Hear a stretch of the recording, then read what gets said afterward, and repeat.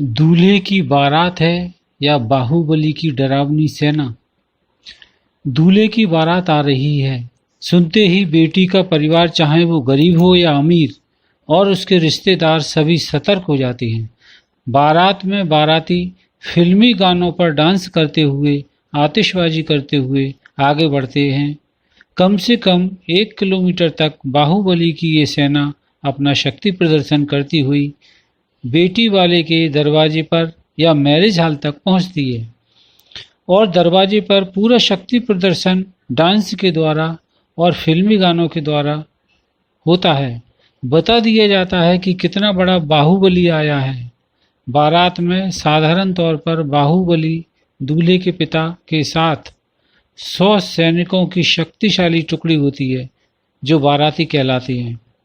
दरवाजे पर जहां बारात का स्वागत होता है, उस दरवाजे को अच्छी तरह सजाया जाता है। वहां पर बाराती 15-20 मिनट तक फिल्मी गानों पर डांस करते हैं। गाने के बोल सुनिए। आ देखें जरा किसमें कितना है दम। दूसरा, मैं चाहे यहाँ नाचूं, मैं चाहे वहां नाचूं, मेरी मर्जी। बारातियों का डांस जैसे ही समाप्त होता है, बेटी वाले वर का स्वागत करते हैं, जो घोड़े पर बैठा होता है। माला पहनाते हैं, तिलक करते हैं, पैर छूते हैं। बारातियों का भी माला पहनाकर स्वागत होता है। दूल्हे और बाराती विजयी सेनापति की तरह दरवाजे में प्रवेश करते हैं और मैरिज हॉल में बाराती विजयी सेना की तरह चारों तरफ फैल जाते हैं। बेटी की तरफ के लोग उनके स्वागत में लग जाते हैं, उन्हें नाश्ता देते हैं, कुर्सियों पर बिठाते हैं, सम्मान करते हैं।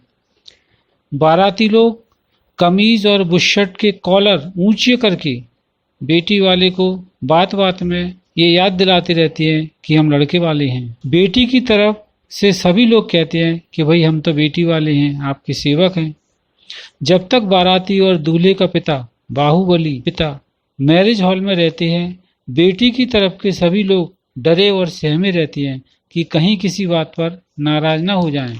दूल्हे के पिता जो बाहुबली हैं, उनकी सेना में 4-5 योद्धा भी होते हैं, जैसे फूफा, चाचा, ताऊ, मामा आदि, जो बेटी वाले को रूठ कर डराते रहते हैं। किसी भी बात पर पता चलता है कि दूल्हा के ताऊ जी रूठ गए हैं, बेटी वालों को बुलाओ। बेटी वाले आते हैं तो ताऊ जी बोलते हैं कि हमें खुशबू वाला इत्र क्यों नहीं लगाया, कैसी व्यवस्था करी है आप लोगों ने। लोग बाग बोलते हैं क्षमा करना, गलती हो गई।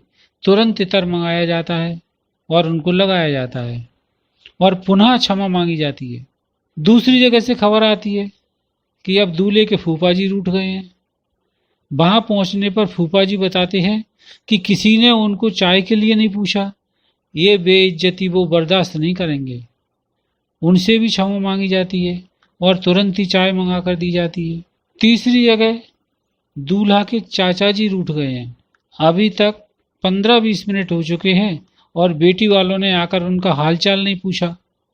चाचा का ऐसा घोर अपमान, बेटी वालों को बुलाओ। बेटी वाले आकर क्षमा मांगते हैं और व्यस्त होने के कारण ना आ पाए ऐसा कहते हैं और फिर क्षमा मांगते हैं। काफी देर तक उन्हें मनाते रहते हैं इसी प्रकार, तब कहीं वो चाचा जी मानते हैं। जब मैरिज हॉल में विवाह की सारी रीति रिवाज पूरे हो जाते हैं, तो आखिर में बेटी वाला अपनी बेटी और दहेज दोनों दूल्हे के पिता बाहुबली को सौंप देता है और कहता है कि हम पर और हमारी बेटी पर दया बनाए रखना, कृपा बनाए रखना। बेटे वाला भी बड़े शान से आश्वासन देता है कि वो उन पर दया करता रहेगा। इस प्रकार दूल्हे का पिता एक बाहुबली की तरह बारातियों के साथ अपनी विजय यात्रा पूरी कर वधू और दहेज प्राप्त कर अपने घर लौटता है और अपनी विजय की सूचना अपने परिवार को देता है।